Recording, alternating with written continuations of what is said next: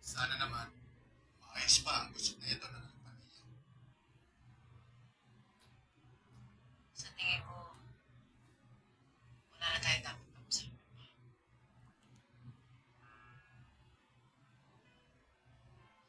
Inamin ko na ang kasalanan ko.